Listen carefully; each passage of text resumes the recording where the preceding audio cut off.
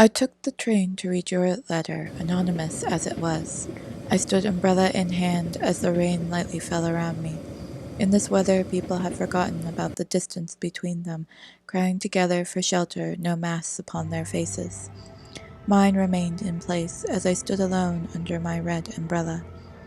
On the train, all was calm and silent. It was when I left that the world erupted into noise again. I was meant to see your love letter with two friends I had for many years, but one was unwell.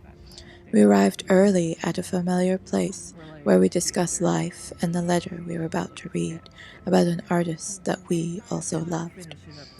There was talk about whether your letter was worth seeing, whether it was worth it, if this type of immersive experience could ever compare to the real thing. Could images projected on a wall replace the beauty and texture of Monet's works? We did not know as we stepped within, being led by signs and arrows along the way. When entering, I was surprised by what I saw, only expecting the film and music. Your beloved's words hanging down on faded images of his work, all floating around his iconic bridge, a replica from his later years where the water lilies lie. Here, though it was free and open, available for anyone to put their feet upon. One step becoming infinity, multiplied in reflective pools of glass, above and below, as if all was engulfed in water. The room itself was illuminated in ever-shifting colors, blending slowly from one to another. They washed over me, changing in intensity, the shades seeming to have dripped out of Monet's very consciousness, to then shift to ones he had never seen. Neon greens and pinks, so bright they forced me to shut my eyes, but only briefly.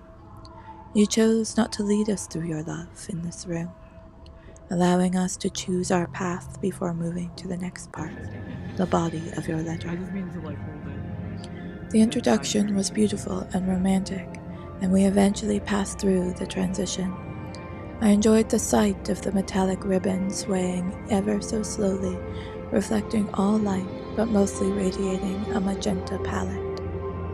Interesting to look at, but I could not ascertain the reference, unless to be like water, but if so, my mind did not see it at the time. All crazy, colors and stuff. Forward we went, to be hit by crashing waves, as you took great care to bring to life your beloved's capturing of the sea. Moving waters and boats, ending with the haunting illumination of a lighthouse. A dark glow coming from it, causing my neck to crane.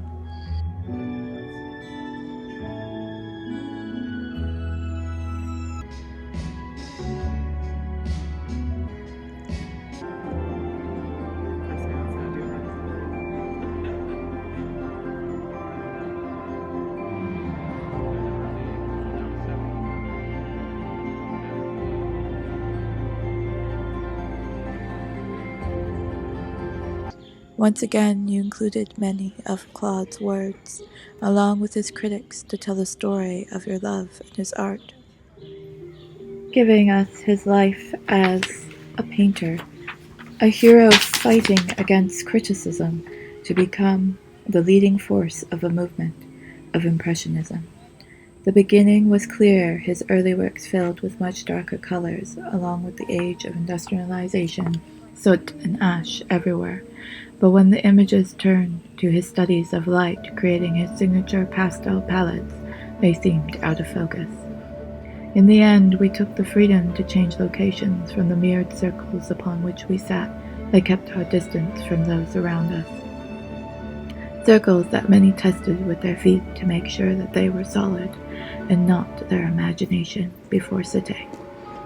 We moved to the gazebo in the center of the room, evoking the French gardens that your beloved loved. Here, the images we saw were much clearer, us dubbing it the French side, for the words all appeared in their original dialect. In the end, I left feeling cheapened by the fault of focus, having not been able to read your love letter as it was meant to be. I was drawn from the immersion, unable at times to feel how the sounds and movements brought Monet's works to life. I was further saddened by your lack of story. There were no words about the creation of your letter or why you wrote it. Instead, there was only objects, your letter's name. Your letter therefore became anonymous, and with that seems like a generic voice telling the same story of Claude Monet that countless others have told. It is simply the technology that is different. When done well, it was wondrous, and I could not look away. Perhaps if that technology had been working as intended, my impression of your immersion would be different.